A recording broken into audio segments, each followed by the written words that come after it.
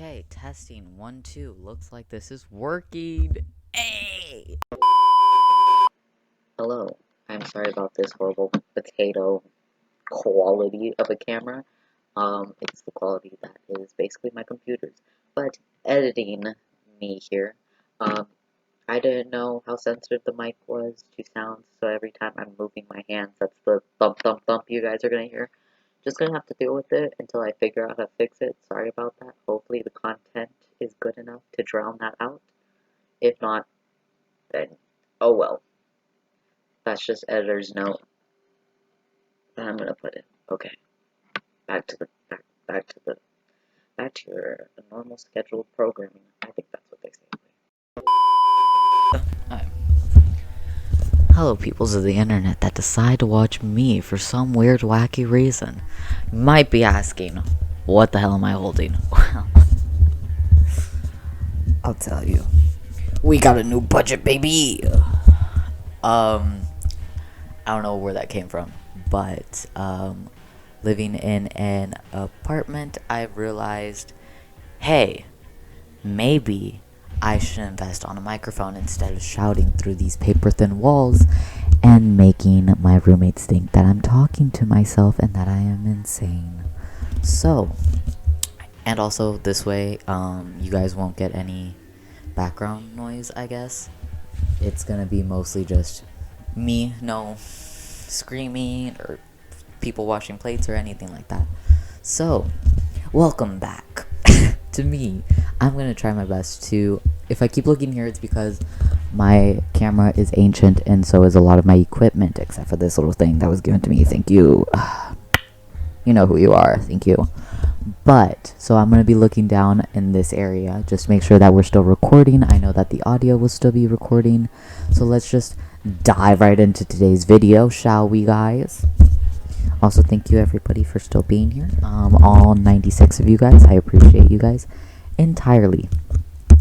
Okay, so I did a poll a while ago on my Instagram on whether or not we should do a SCP again or a serial killer little rundown video.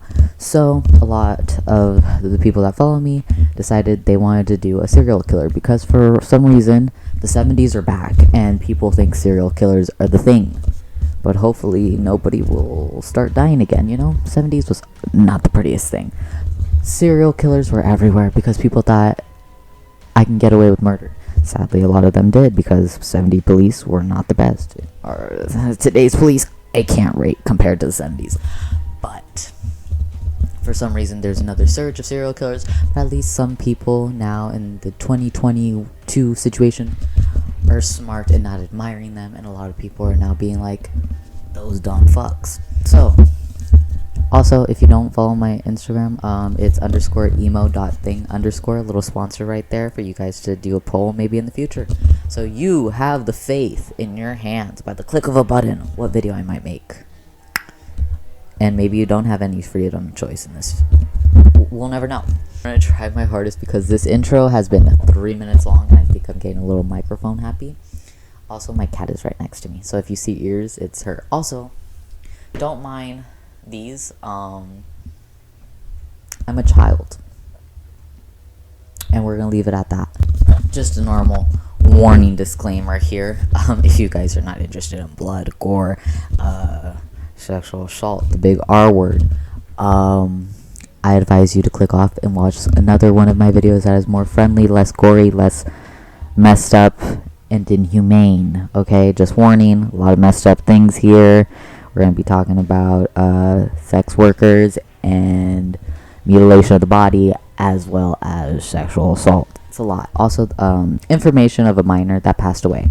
So, let's just get into it. On September 25th of 1973. Also, I'm going to do my best to pronounce the names. Obviously, I'm not going to do my best to pronounce the trash name, but for the victims and all that, I will try my best with respect to their names. September 25, 1973. The 70s, like I told y'all, people fucking trying to kill everybody in the 70s. Cheryl, her name was Cheryl, decided to marry a young man about 24 named William Suff. He was born in August 20, 1950. I kind of think that's a Leo month. I don't know. In Torrance, California, but grew up in Paris, as in Paris, California. Not petty, okay. He was the eldest of 3 brothers. Also, heads up, he was the oldest of 3 brothers, and then his 2 younger brothers had issues with the police, aka drug and alcohol abuse. And he had problems in writing. His high school teachers say he sucked at writing. People described him as puffy, pug-nosed, stocky, and pasty-faced. that was not me. That was in the report. So far, there was no history known of his parents using any alcohol or drugs. He did work in the Air Force as a medic. That's just a little background on who Cheryl was marrying. And so, Cheryl and William, Mr. Will, Cheryl and William had a child, and obviously, she was not making bank, but like bread. She was basically the breadwinner of this whole situation, and so she had multiple jobs, and she would be working, and she had a kid with William, and so William decided to stay at home and take care of the child, be the home hubby, as you will, while she went to go pay off the bills and the food and everything else. So, their daughter's name was DeJeanette, D-I, and then Jeanette. Okay, beautiful name, creativity, we love, we stand. But sadly, Cheryl went to work one day, normal and all that stuff, and she gets a whole circus coming home, okay? She finds William with her child limp in his arms. So she walks in home expecting husband and child, to feed them, to provide for them, do whatever that she was about to do coming home. And she just sees William holding their child limp. I was going to make a limp noodle joke, but that's kind of disrespectful to the victim, so we're going to pretend like that didn't happen. But I'm just trying to explain, like, it was not sleeping in his arms. It was not cozy in his arms. She was straight up limp in his arms. So obviously, Cheryl panics and decides, 911, hello, my child. Sadly, the child was pronounced dead that day. In April 11, 1974, the court decides to say that the death of this child was not accidental.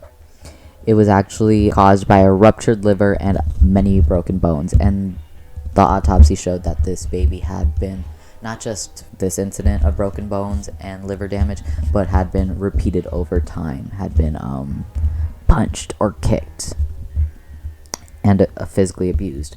So by that, Cheryl and William were charged with child abuse. Cheryl served less time than William, obviously, because he was the main suspect, let's be honest. A lot of people think maybe Cheryl knew, because people think, like, you're a mom, how do you not know your kid is getting abused situation? And other people say that she did not know that this was something that William was doing behind her back. I was not there. I don't know what happened. All I know is, sadly, this child had to live a miserable life at its young age and ended up perishing because of bad treatment. So obviously he's sentenced to multiple years in prison because, he killed a child. And so on February 3rd, 1984, William is sentenced to 70 years in prison. But we love our prison system. We love the police system.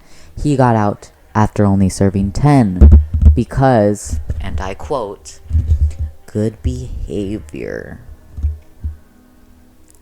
So if you ever murder somebody, just go to prison and show good behavior, and maybe they won't throw the whole book at you. Mr. William got out, and he said, freedom. So obviously he's on parole. He's supposed to be in parole in Texas, because even though he grew up in California, I guess he and Cheryl moved to Texas because, better rent maybe. But he was supposed to be in parole in Texas, but without his parole officer, he decided to move to California, back to his home state. Didn't get caught. He didn't get caught breaking the rules of his parole, but he made sure to continue reporting his status to his parole officer. So on October 9, 1986, he gets hired as a clerk warehouse worker for the Riverside County. AKA, it's a warehouse where they stock things up. And the best part of his new job is that the police of the Riverside County constantly have to go visit and talk to him to get their supplies. So he's kind of buddy with some of the police people. You know, he kind of asks questions, gets inside scoop on everything on the streets. And then in October 30th, 1986, the body of Michelle Vetti Gutierrez was found on Thursday morning by somebody collecting cans. She was a 23-year-old. Her clothes had been ripped off. She had evidence indicating rough sexual assault. Her pubic hair had been ripped off, and autopsy showed that she died of strangulation. I just want you guys to know that I'll be indicating or stating some very specific gruesome things that the police reports noticed. I'm not trying to do it to objectify these women who sadly passed away. Some details I feel are unnecessary. I'll just leave it as broad, and then other details I want to actually indicate them in these reports just to show and demonstrate how sick and aggressive this person was. Just so you guys get the hint that, like, this wasn't just some normal fucked up day, you know? This was like an actual person that needed to have stayed those 70 years in prison. At this time of October 30, 1986, Suff was still doing his annual reports. December 11, 1986, the body of 24-year-old Charlotte Jean Palmer was found near Highway 74. Because of the environment that she was left in, the decomposition of her body was far too gone to allow an autopsy to show a definitive cause of death. What they did notice, though, about her body was that her breast had been severed, completely cut off. You know, New Year's, whoa, 1987... Happy New Year's. It's not happy anymore because early 1987, a 37-year-old Linda Ann Ortega was found. Her body was found. She was a part-time fast food worker as well as part-time sex worker. She had a teenage son. She was a single mother, and she was dealing with addiction. And a lot of women on here were sex workers. And I just want to sort of bring that up because it kind of demonstrates how a lot of sex worker reports are not top priority in police's business status. A lot of their reports are disregarded. It's happened in the 70s and it still happens today. And so, you know, obviously things like this, cases like this, I kind of want to talk about just to bring more light on how everybody, no matter their job, should be priority, especially with things like their lives being taken away. You should probably, you know, stop the person from killing more sex workers because their lives are as valid as any other person in any other profession. Linda, her body was found with multiple stab wounds. Her blood had showed an increased intoxication of both alcohol and cocaine. Which, just keep in mind, you know, these reports of William Suff doing to his parole officer, you know, you're supposed to stay clean. You're not supposed to do anything that's illegal. And obviously, somehow he was getting illegal substances such as cocaine to lure his victims. So obviously those reports aren't accurate. May 2nd, 1987, the body of 27-year-old Martha Bess Young was found. Her body had been posed. She had high anthamphetamine in her blood, and her death was declared to be a bad reaction of drugs while being strangulated. Later on, after 1987, January 17, 1989, The body of 37-year-old Linda Mae Ruse was found on the beach. High level of alcohol had been in her system. She seemed to have been attacked. Her head was smothered within the sand. AKA another way of like suffocating somebody would be to like smother them. She was smothered on this beach. She had quite a nice life, nice marriage, but because of her addiction, things kind of went down for her. June 28, 1989, the body of Kimberly Little was found strangulated. A couple months after, November 11, 1989, the body of 36-year-old Judy Lynn Angel was found. Judy Lynn was a mother of 2 kids. The autopsy displayed that Judy had fought her attacker because of the gashes on her hands and arms. Judy was not going down. November 11, 1989. Then December rolls by. December 13, 1989. The body of 23-year-old Christina Tina Len was found. So one thing that was unique about the case of finding Christina was that her body had been fully clothed, but it wasn't in her clothes. A lot of reports are kind of confusing because I went through a lot of reports. Some people say that she was dressed up as like a fictional character. The clothes were meant to make her look like a cartoon character of some sorts, and then other reports say that the clothes she was wearing were the clothes of the attacker. So I'm not sure if they're saying the attacker looked like a cartoon, like his choice of outfits or something, but like a lot of reports either said she was wearing her attacker's clothing, or the attacker had purposely like dressed her up to look like a cartoon character situation. She also had evidence of sexual assault. She was strangled and stabbed in the heart, and this is I'm going to tell you guys one of the very gruesome details, just to make you understand how fucking sick this person was in the head. Probably dropped on his head as a child. Maybe I should be careful what I'm saying. But basically, after she had passed onto the other realm, the killer had carefully inserted a light bulb into her womb area without breaking the light bulb. So police and the autopsy discovered a unbroken light bulb within her. What? Please explain. Please explain what makes you think, first, the dressing up, now a light bulb. What goes on in your head? Were you just like, oh, I have this left in my car? Please explain. New Year rolls around, January 18, 1990. The body of 39-year-old mother of 4, Daria Jane Ferguson. So somebody was just casually doing their jog at 6:30 a.m. and then they found a body that they described as posed looking like a doll. The police report showed that there was blood covering her tongue. And at the place where the body was found, they also were able to find tire tracks. Police are slowly understanding, like, something's happening with the sex workers, okay? It took them, 3 years to connect the dots. But in 1990, they finally find some piece of evidence, which is tire tracks. February 8, 1990 rolls by. The body of 35-year-old Carol Lynn Miller is found. Miller's death was autopsy ruled her death as asphyxiation. I can't say that word. But basically, it's another form of just being strangled. Basically, airways gone. She had multiple stab wounds to her chest, and once again, the killer's kind of getting messy. First left 1990 was just a messy year. Left the tire tracks, but then later that year, February rolls by, and they find pubic hair on the victim, another form of DNA.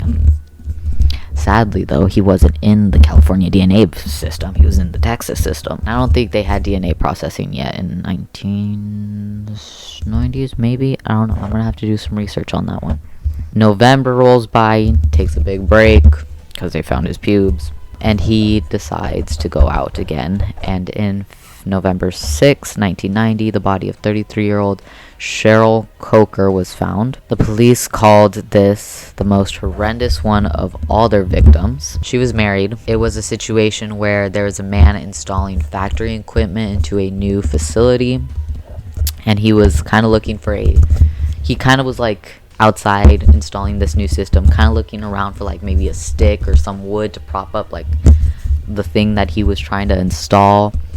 So he saw a couple branches, and he was gonna go and grab one of the sticks and like take it with him to help him finish propping up his equipment. So he kind of goes back to like this dumpster disclosure area situation, you know, those big dumpster areas where you like open up the doors, and then there's like, specifically like in the malls, you know, big dumpster areas. He goes to that, and he sees like a sort of pile of sticks and branches and whatnot, you know, near this tree. And then he sees a foot poking out of that pile.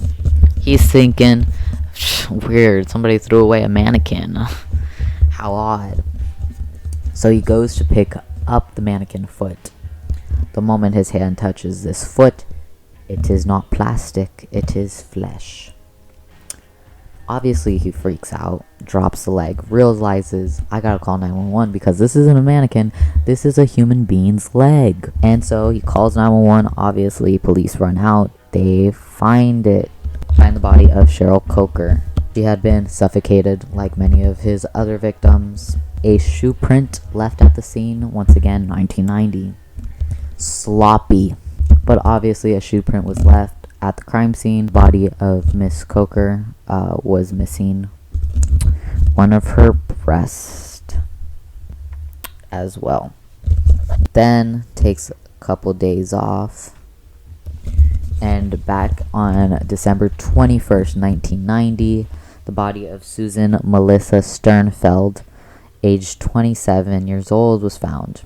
She was also found in a dumpster disclosure as well. Autopsy ruled hers as a strangled was the cause of death as well. January 1991 rolls by, and the body of 42-year-old Kathleen Leslie Milnen. I'm sorry, Kathleen. Kathleen Leslie Milnen. Really sorry for butchering that last name. Her body was found by a passing motorcyclist. A motorcyclist had just been, you know, driving by, and then looks over at this empty field situation and sees a body. Obviously reports it, because that's what you do when you see a body. The autopsy report had showed that there was a lot of hits to her head, and her main cause of death was being strangled. A couple months after, April 27, 1991, the body of 24-year-old Cheryl Michelle Sarah. It looks French. It looks fancy. Okay? Cherry was a fancy lady, okay? That last name, I can't even say it because it looks French. She was a deaf single mother of one. A man who was also collecting cans. I guess a lot of people collect cans in Riverside. Found her body in a bowling alley. Her body had been sexually assaulted. And once again, cover your ears if you guys don't want to hear this. But here's another gruesome detail of poor Cherry. They had found a toilet plunger protruding from her vaginal area. Once again, what the just big F-bomb right there. Like, what the actual, like, this is another thing of, like, where did you get this? Why would you do this? Why? Like, you had nothing to do with your life. Nothing better. Like, that's how boring your freaking life was. Like, you had random objects just to, like, meticulously just do with. Get a hobby. Go scrapbook. Go golfing. Then in July 1991, the body of 40-year-old Sherry Ann Latham was found on a patch of grass.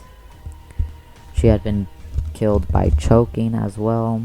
Well, not choking, but strangulation, because choking means kind of food situation, but you know what I mean. Then, in August 1991, there was a report made that a man in a gray van had picked up a sex worker, but this sex worker had managed to jump out of the van and escape because obviously this man was sus. And sadly, after she had jumped out and saved herself, thankful for her, lucky for her, this man in a gray van comes around again and decides to pick somebody else up.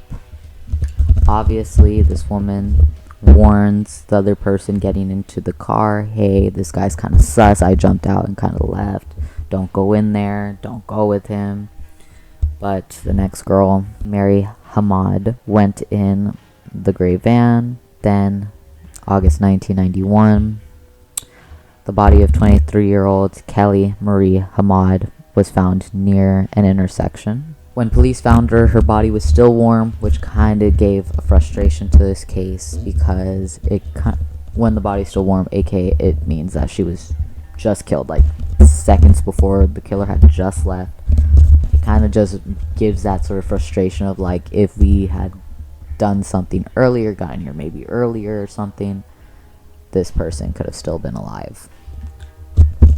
In September, the newspaper starts catching up with the whole sex workers going missing and being killed all around the city, and they start to catch on to this little killer's type, aka they say. So they put out a profile on him in the papers, and they say that he only goes for white female sex workers. This narcissistic person, this power-wielding, kind of like cocky person says, oh, okay, y'all say I'm only going after white female sex workers. Let me show you guys how you don't know me at all. Like, that's kind of what he's thinking in his head right now. Like, you guys think you know me. Like, kind of like a kid, like a teenager, being like, Mom, you don't understand. Like, he decides, you know what, these newspapers say that I'm this and think that they know what I like and all this stuff. I'm going to prove them wrong. In September 13, 1991, the body of 30-year-old Kathleen Mcdonald was found. She was a young African-American sex worker. She was one of the only colored victims of this killer. Sadly, though, her death was also horrific. Her death was also a horrific one because her body had been strangulated, but her body had also been contorted and twisted.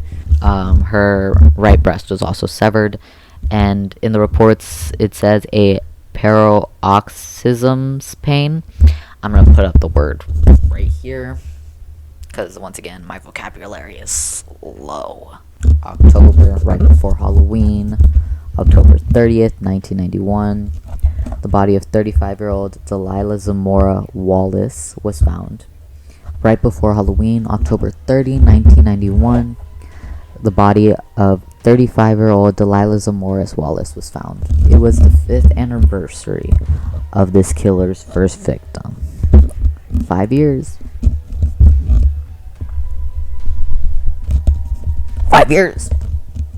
This went on for 5 years. Y'all got a shoe print. Y'all got tires. Y'all got pubes. Y'all even have somebody who escaped him. Why is it taking 5 years? Please explain why it is taking 5 years. Delilah was a mother of 5, and her body was also found by a motorcyclist. December 23, 1991, before Christmas Eve, the body of 39-year-old Eleanor Ojeda Casares. Let's just say that I tried to pronounce that as respectfully as I could, because once again, I suck at names. Body of Eleanor was found December 23. She was down the street from the police station. Because, little before Christmas Eve gift that this killer decided to do for the police was leave a body down the street from the police station. Because, once again, cocky. Kind of just being like, it's been 5 years, middle finger to the police right there. Like, it's been 5 years and y'all aren't gonna do shit. I'm gonna leave bodies around y'all's place whenever I want. That's the attitude he's kind of giving right here. But little did he know, maybe that was the last straw. Maybe the police said, that's disrespectful. So on January 1992, New Year's, woo woo, another New Year's, an officer had pulled a gray van for doing an illegal U-turn. So at this point, obviously the police know that there's a serial killer out there killing women from the streets. And so when he pulls over this gray van, there's this guy in there, and he's kind of like, this officer has like a gut feeling. He's kind of sus of this guy, okay? He calls the detective that's, mainly on the case of this killer and says, hi, I kind of think that this guy kind of a little sus. He has the gray van situation that people have reported. What this officer does is, it's the license and registration, finds out this man driving this gray van, his name is William Suff. This officer looks over, checks down at the driver's tire, looks back up, right?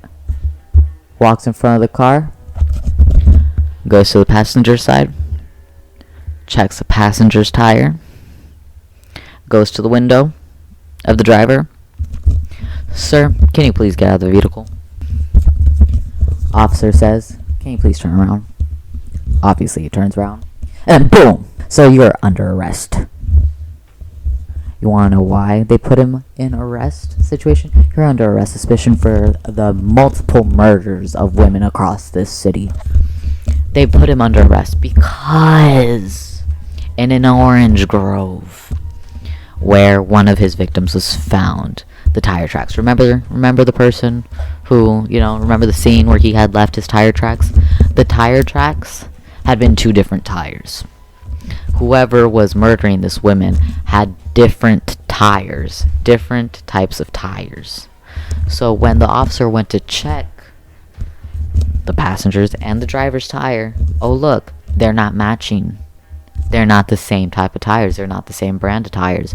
They're 2 different tires. They cuff him, put him to the police station, arrest. They find a bunch of suspicious stuff in the back of his van, including blankets, because some of the victims had fibers of blankets. Fibers matched. Even some cat hair matched with the cat hair on some victims. So at this point, they know they got their guy. So on July 1994, William Suff was convicted of 12 of 13 counts of murder, sentenced to death, and he is still awaiting his execution at San Quentin Prison. And I hope he stays there waiting, ladies and gentlemen, and folks in between. I hope he stays there waiting. So a little history report on this person. I'm going to read you the profile that they have on him that I was able to find. So after he had murdered, also if you saw my cat Little Bonus, she's right here. After he would strangle his victims, his weapon was always strangling with bare hands. Just tells you what type of person this person was. Just very aggressive. Very much like, I want to feel the life. Get out of them. What's wrong with this person? A lot of anger. Were you loved as a child? Like, what happened? After he would kill his victims, he would mutilate them, their chest, anus, and vaginal areas. He had a habit of posing his victims in a spread eagle position, most of the time naked, kind of just displaying them as he saw them, because he did not like these women. He saw them as less. So he made sure that he left them in such a humiliating position because of how he felt about them. Once again, were you loved as a kid? What happened? Do you have mommy issues? What's happening here? Sometimes he would cut off their breast. Some women had their breast chopped off, others didn't. He also liked to steal from his victims jewelry, clothing, and give those things to his female friends. Imagine you're friends with this person, and then it's like, oh, thank you for the beautiful diamond necklace, and then you find out he's arrested, and you find out that diamond necklace was from one of his victims. And it's so weird for him to be like, here you go, killed this one last night. Like, what the Like, wasn't taking anything seriously, obviously. Like, he really thought this was just a joke, just a game for him. Let me leave this body in front of the police. They'll never get me. Let me have their jewelry. Let me leave a shoe print. He never really gave any respect to the bodies, as in burying them. He just kind of like would leave them around. Once again, just displaying them as lesser, because that's how he saw them. So at the end of all of this, guys, William Lester Suff. Also, nobody likes Lester, okay? Nobody likes a Lester. Nobody likes Lester cheese. William Lester Suff was AKA a creep killer. Just absolute creep, mommy issues situations. Like, a lot of anger issues. You should have went to therapy, maybe. He was a power-hungry person because he wanted to show that he had power over these women, that they were lesser than him. He had power over the police, and he was smarter. He wasn't smart. He was reckless. He was having fun. He was playing this as a game, and the police were not connecting the dots, which just makes me mad. Because we have 5 years of innocent women on the streets getting murdered, and nothing was being done about it for 5 years. It makes me really mad. But all in all, they did arrest him. He is going to spend the rest of his life in prison. Well, not the rest of his life, a majority of his life, until he gets that injection or electric chair. I don't know what the solution for death is in California right now, but whatever it is, I hope every day he knows that every day he's coming closer to the end. You know? All in all, respect to all of the 13 women. I really hope it was only 13, but who knows? Because once again, the police couldn't connect the dots in the beginning either. 13 and any other victims, sadly. All respect to them and their kids, because this man left so many kids without their mother, which is a crime within its own. Respect to all the women. I respect and I hope that all the kids are doing well, knowing that the murder of their mother is going to die very soon. Alright, enough of very serious topics like that. Just messed up. Enough of that. So that was my version of talking about a killer. That's how I do it. Okay, guys. Sorry if it isn't up to par on what y'all normally listen to. Or maybe it was awesome to hear it that way in my perspective. I don't know. But, I will probably talk about things like this, and I will make sure to give a warning, but I'm also going to make sure that I do other videos, because this was kind of sad, you know. A lot of women lost their lives to a fucking creep. Alright, let's try and get the mood back up. Thank you guys so much for watching. Hopefully you learned something. Hopefully you got informed. Hopefully this fed your true crime craving. Also, I'm sorry I look like this. You know, I'm going to be recording a lot of videos more often now that I have an actual schedule. Watch y'all comment in this video. You haven't posted for years. You know, I'm getting there. But yeah, I'm going to get more comfortable with just, you know, turning on the camera. And when I need to record a video, I'm going to record it instead of postponing it till I am fully in my hair, makeup, and drag situation. But that was the case of William Suff, aka the Riverside Killer, aka the Creep Killer. Let's be honest, creep, mommy issues, anger issues. But thank you guys so much for watching. Hopefully I will do a video that's less depressing next, and maybe instead of having a full like multiple serial killers, we'll go and focus more on one case, maybe, to actually like go into it more detailed instead of like over a broad spectrum. But thank you guys so much for watching. I hope you guys are okay after that whole situation. I appreciate all of you guys that watch me, and if you are new to my channel and are not subscribed, please subscribe. I don't bug your feed that often, so please hit subscribe somewhere down below. This is the Yoyoni channel. I do a bunch of things on here. I try and stay out of the box because in real life I am not in a box. I am within my own realm. Also, my cat will constantly be appearing in videos, so if you like cats, subscribe. If you have nothing else to do, subscribe. If you want to see more of my content, because this one was kind of depressing, you want something to lift you up, go to my channel and watch anything else that is not sad, because I have quite a bit of undepressing content, unlike myself. But thank you guys so much. Please like this video if you found anything interesting at all, if you liked my outfit, if you just like me, if you like cats, leave a like. Yeah, please do subscribe, because I honestly don't bug your feed that much, and honestly I'm trying to get 4 new subscribers by the end of this year to at least get to that beautiful 100 again. Alright, see you guys. Thank you so much for watching my video, and I'll see you guys hopefully in the next one. Bye.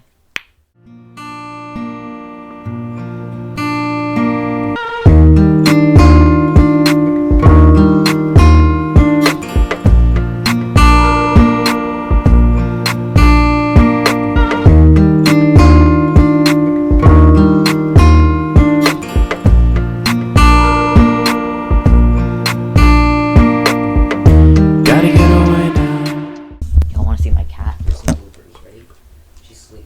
Yams. Yams. She bites on the paper.